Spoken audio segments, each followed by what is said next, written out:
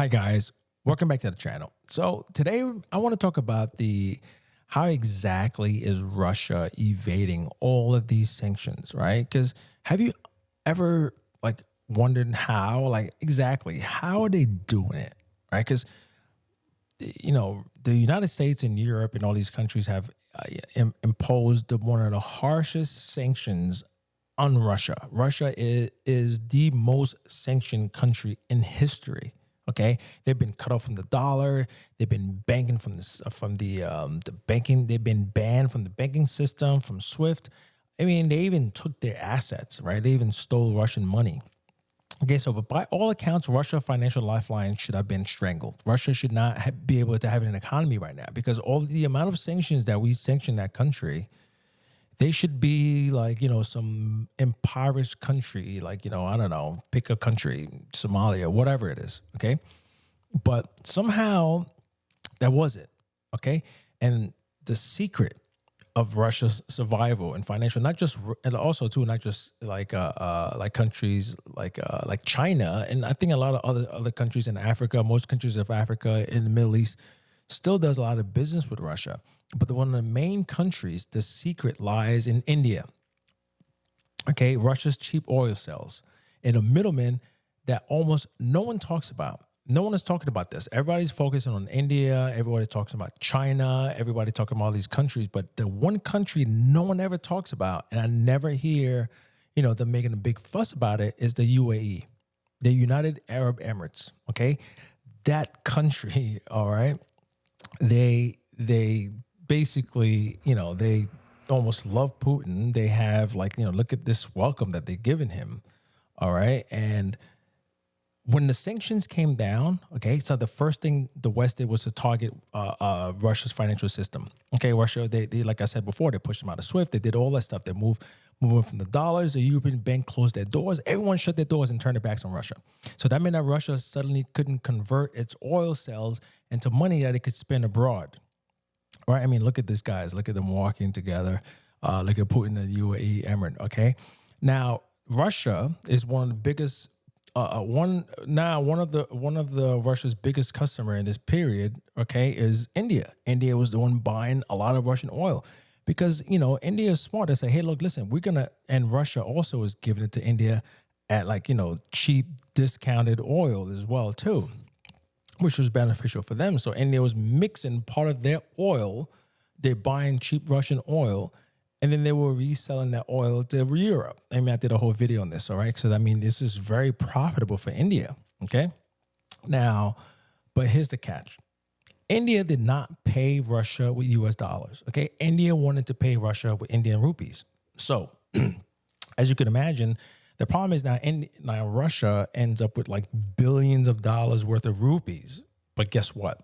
Rupees are basically worthless. It's a worthless money outside of India.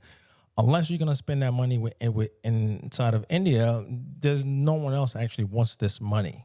Okay, so you can't buy European cars with rupees. You can't import advanced machinery with these rupees. And you can't even pay your soldiers with it. Okay, so what good is it? What are you going to do with it? So for Russia, billions were technically stuck like water behind the dam. There was nothing they could do with it. They're sitting here with all these billions of rupees. Okay. Now here's where the strategy comes in. Now here comes the UAE. Okay, the UAE step in. It's Dubai to be exact. Okay, Dubai has always been the global crossroad, a place where East meets West, where oil traders, money changers, and middlemen, they do business around the clock. Right? It's like a whole marketplace there. Okay. And once the sanctions tightened, Dubai became Russia's financial escape valve. How? Through currency conversions. Okay. So instead of Russia holding on to these billions of dollars of rupees, which are basically worthless, okay, Russia started sending them to the UAE financial system. See, in Dubai, local money exchangers, not through a bank, not through whatever, just local money exchangers, offshore accounts, and even informal networks could convert those Indian rupees into dirham, which is the UAE's currency. Now you may say, ask yourself, well, so what? What is the whole big deal with that? Because, well, let me explain. If you hold dirham from there, if you can convert the rupees into dirham, from there you could turn those dirham into the ruble, or you could turn them into dollars. You could even turn them into gold. Okay, so now the money is free again. Now Russia can move money again. Now they can accept those Indian rupees, right? Outside the reach of Western sanctions, because it's not really a bank. They can't, it's not, it's not a financial institution that's doing it. These are like money changers, like individuals doing this.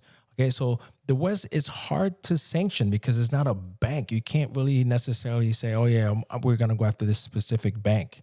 Okay, it's very much harder to put sanctions on, Middle East middle guys doing business in Dubai, right? You get what I'm saying? These are guys who are not necessarily connected to a financial institution, okay? And now these deals don't go through New York or London. They don't go through any regulators. There's no way for the U.S. to block them. And for Dubai, this means profit. Every transaction, every oil trade. I mean, it's quite, I'll be honest, guys, it's quite ingenious. I mean, basically, this is how the money is flowing. I'm going to pull up this chart here. This whole thing here, I'll show you guys. Basically, this is how the money is being funneled around, right? Like you see there is like, goes from India to rupees and it goes to Dubai and then they exchange the money. It's crazy. It's like a whole, how do you sanction that? You can't. Okay, but the UAE is great for them because they're making fees. They're making all their money in fees. Okay, and what this really shows you is that the West, the stupidity of the West, by weaponizing the dollar, what we're doing is that we're forcing countries like Russia, India, and the UAE to build alternative pathways around these sanctions, around these things. Okay, and these pipelines for money these pipelines for money, rupee to dirham to ruble, are small compared to the scale of the dollar system as a whole, but it's growing. You're basically showing them how to do this. You're giving them a pathways around sanctions. I think that's why they're not, saying, oh yeah, we're going to sanction any Russia doing that stuff anymore, because it doesn't work. It's stupid. It will backfire. All right, it's counterproductive, okay? As long as India keep buying Russian oil and Russia keeps needing to unlock that oil money, places like Dubai will stay at the center of this shadow financial system. Okay, so when you hear sanctions, all that stuff is garbage. It doesn't work. The system has leaks. Russia will always find a way around it. It will never work.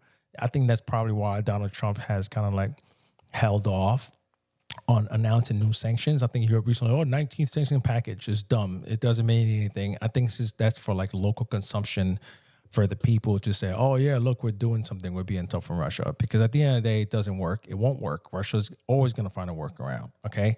So I just wanted to bring this to you guys just to let you guys know. So when the next time you hear either Donald Trump or Lindsey Graham or any of these guys saying, oh yeah, we're going to be tough on Russia, we have a new sanction package, just know that Russia is going to find a workaround. There are plenty of other countries in the world that want to do business with Russia. So what do you guys think? Okay, are countries like Russia, India, are they building a permanent alternative system to the dollar, or will the West eventually, the United States and the West, Europe, eventually find a way to close that loophole too? So, well, that is going to be all for today, guys. Please, if you like this video, please give it a thumbs up, give it a like, a share this video. Let me know what you think in the comments section below, and I will see you soon.